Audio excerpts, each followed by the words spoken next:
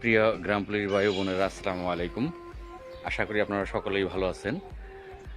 আপনারা সকলেই অবগত আছেন, বাংলাদেশ গ্রাম পুলিশ বাহিনীর সদস্যদের চাকরি জাতীয়করণের দাবিতে আগামী 29/4/2024 তারিখ জাতীয় প্রেস ক্লাবের সামনে অবস্থান কর্মসূচি পালনের জন্য ডাক দেওয়া হয়েছে।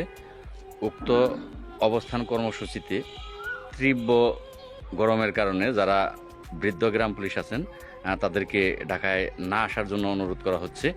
আমরা যারা ইয়ং জেনারেশন গ্রাম পুলিশ সদস্য আছি তারাই ঢাকাতে অবস্থান করব এবং আপনাদেরকে উপহার দেওয়ার চেষ্টা করব। আপনারা খালি হাতে চাকরি শেষে বাড়ি ফিরে যান, এটা যেন আর না যেতে হয়।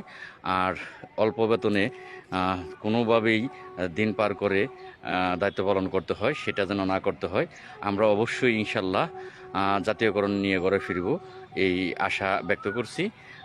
আর ইয়াং জেনারেশন যারা আছেন তাদেরকে অনুরোধ করছি আপনারা ঢাকায় আসবেন। বৃদ্ধ যারা আছে তাদের আসার প্রয়োজন নেই, আমরা তাদেরকে কষ্ট দেব না এই গরমের মধ্যে। আসসালামু আলাইকুম ওয়া রাহমাতুল্লাহি ওয়া বারাকাতুহু।